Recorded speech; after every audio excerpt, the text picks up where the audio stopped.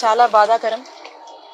ఒక ఒక అమాయకురాలు, అందరు ఆడపిల్లల్లాగే, అందరింట్లో ఉండే ఆడపిల్లల్లాగే ఒక ఆడపిల్ల తనకు ప్రభుత్వము ఒక సొంతింటి ఆస్తిని ఆమెకి ఇచ్చారని చెప్పి గౌరవ ముఖ్యమంత్రి వర్యులు శ్రీ వైఎస్ జగన్మోహన్ రెడ్డి గారి పాలనలో ఆవిడ అమ్మఒడి లాంటి సంక్షేమ పథకాలను అందుకొని, అలాగే ఇంటి పట్టాన్ని అందుకొని, ఇది బహుమతి, నన్ను ప్రభుత్వం గుర్తించింది, మనకున్నటువంటి ఇబ్బందుల్ని గుర్తించింది, మనకు ప్రభుత్వము ఈ మంచి చేసిందని చెప్పి తన ఒక సాటి ఒక ఇంట్లో అమ్మాయి సడన్ గా గవర్నమెంట్ నుంచి ఇలాంటిది ఒక మంచి జరిగితే ఒక భరోసా అనేది తనకు అనిపించి, ప్రభుత్వం ఇచ్చినటువంటి భరోసా మీద తనకు ఒక సంతోషం అనిపించి, ఆ సంతోషాన్ని తను ఉండబట్టలేక తను ఓపెన్ గా ఎక్స్ప్రెస్ చేసినటువంటి పరిస్థితి.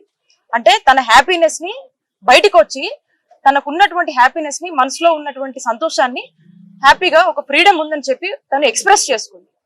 ఇలాంటి ఈ అంశాన్ని ఏదైతే ఉందో, ఈ సంతోషాన్ని కొద్ది రోజులు కూడా లేకుండా మరి తనకు వచ్చినటువంటి లబ్ధిని చెప్పి, తనకు జరిగినటువంటి మేలుని చెప్పి, తనకు అనిపించినటువంటి సంతోషాన్ని జనాల్లో ఎక్స్ప్రెస్ చేస్తే, తన మీద ఈరోజు టీడీపీ వాళ్ళు కావచ్చు, ఉన్నటువంటి వాళ్ళందరూ కావచ్చు, అందరూ కలిసి తనని టార్గెట్ చేసి కేవలం తనకు జరిగిన లబ్ధినే, తనకి ఈ ప్రభుత్వంలో మంచి జరిగిందని, జగనన్న ప్రభుత్వం వల్ల మేము బాగున్నామని తను వ్యక్తపరిచినటువంటి అంశం మీద తను ఎక్స్ప్రెస్ చేస్తే, ఈ రోజు తీరా చూస్తే ఈ టీడీపీ వాళ్ళు కావచ్చు, మిగతా వాళ్ళు కావచ్చు, అందరూ కూడా ఫస్ట్ ఆఫ్ ఆల్ మంచి చేయటం అనేది టీడీపీ వాళ్ళకు తెలియదు. చంద్రబాబు నాయుడు గారికి మోసమే తెలుసు, మంచి చేయడం అనేది అలవాట్లేదు. మరి ఈ రోజు జగనన్న చేస్తున్నటువంటి మంచిని ఓర్చుకోవట్లేదు అనే విషయం రాష్ట్ర ప్రజలందరూ కూడా తెలుసు.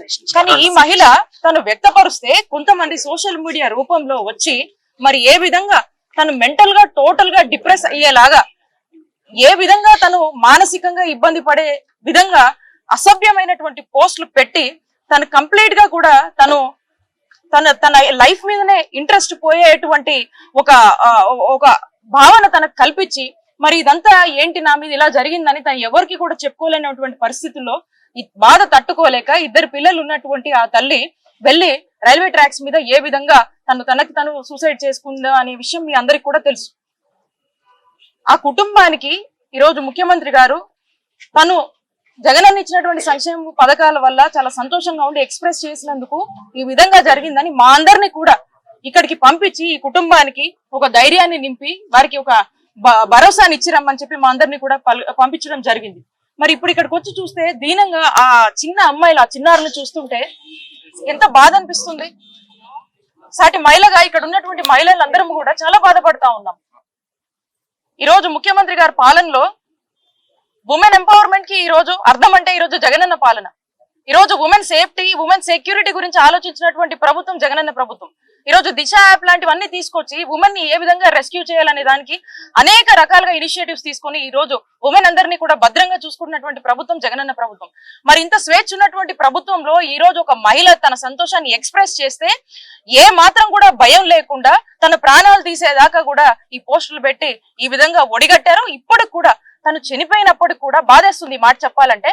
అయినప్పటికీ కూడా ఇంకా అఫీషియల్ గా తన మీద ఏ విధమైనటువంటి ట్రోలింగ్స్, ఏ విధమైనటువంటి పోస్టులు పెడుతున్నారంటే, కనీసము ఒక మహిళ తనకి ఇలా జరిగిందని కనీసం జరిగినాక కూడా మీకు బాధ అనిపించట్లేదంటే ఒకసారి రాష్ట్రంలో ఉన్నటువంటి ప్రతి మహిళ ఆలోచించాలి.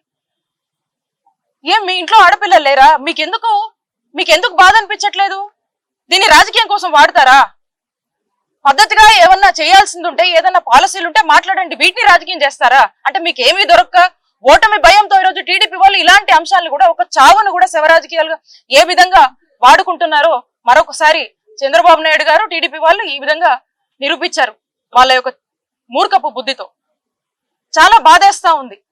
ప్రభుత్వము ఈ విషయం తెలుసుకున్న వెంటనే ఇక్కడ ఉన్నటువంటి ఎమ్మెల్యే గారు కావచ్చు, భార్గవ్ గారు కావచ్చు, ఉమెన్స్ కమిషన్ నుంచి పద్మ గారు కావచ్చు, మేమంతా కూడా వచ్చి ఈ కుటుంబానికి ఒక ధైర్యాన్ని ఇవ్వడానికి వచ్చాం. ప్రభుత్వం తరఫున ఇద్దరు చిన్నారులు ఉన్నారు కాబట్టి వారికి ఒక ఆర్థిక సాయం ప్రభుత్వం, ముఖ్యమంత్రి గారు ఏదైతే అనౌన్స్ చేశారో దాని గురించి వాళ్ళకు చెప్దామని వచ్చాము. ప్రభుత్వము ఒక సంక్షేమాన్ని అందుకున్నటువంటి ఒక ఆడబిడ్డకు ఇలా జరిగిందని ప్రతి ఒక్కరూ కూడా ఈ రోజు రాష్ట్ర వ్యాప్తంగా కూడా చూసి దీన్ని బాధపడుతున్నటువంటి పరిస్థితి. మరి వాళ్ళకి ఎందుకు జాలి కలగట్లేదు అర్థం కావట్లేదు. వాళ్ళ ఇంట్లో ఆడపిల్లలు లేరా? వాళ్ళకి ఇలాంటి జాలి ఇలాంటివి ఏమీ ఉండవా? ఇక ఖచ్చితంగా లేనంటే అనిపిస్తా ఉంది. ఎందుకంటే ఈ ఎపిసోడ్ చూసి ఇప్పటికీ మన మధ్య లేనటువంటి వ్యక్తి మీద ఇంకా కూడా చేస్తున్నారంటే ఎంత దారుణంగా వాళ్ళ బిహేవియర్ ఉందని, ఎంత మూర్ఖంగా వాళ్ళు ఆలోచిస్తున్నారనేది మనకు స్పష్టంగా అర్థమవుతుంది. కాబట్టి దీనికి సంబంధించి ఎవరైతే దీంట్లో ఈ ట్రోలింగ్స్ కావచ్చు, ఈ సోషల్ మీడియాలో ఈ విధమైనటువంటి వాటికి పాల్పడ్డారో వాళ్ళందరినీ ఇప్పటికీ కూడా పోలీస్ యంత్రాంగం దీని గురించి పనిచేస్తా ఉంది. కొంతమందిని ట్రేస్ అవుట్ చేశారు. ఖచ్చితంగా వీళ్ళ మీద కఠిన చర్యలు ఉంటాయి, కఠిన చర్యలు తీసుకుంటాము. ముందు కూడా ఇట్లాంటి వాటికి ఎవరైనా డేర్ చేస్తే మాత్రం ఖచ్చితంగా వాళ్ళందరికీ కూడా వార్నింగ్ ఇస్తా ఉన్నాము. ఇలాంటివి కనుక ఎవరైనా రిపీట్ చేస్తే ఖచ్చితంగా ఇక మీ కౌంట్ డౌన్ మొదలైనట్టే. మీకు తగిన గుణపాఠం ఖచ్చితంగా పోలీసులు చెప్తారు. అండ్ ఖచ్చితంగా మేమందరం కూడా వదలము. ఇలా ఎవరైనా ఒడిగట్టాలని గనక ముందడుగేస్తే గనక ఖచ్చితంగా మీరు కఠిన శిక్షలు ఖచ్చితంగా అనుభవిస్తారని చెప్పి మీ అందరికీ కూడా హెచ్చరిస్తూ వారి కుటుంబానికి మా కాండోలెన్సెస్ తెలియజేసుకుంటున్నాం.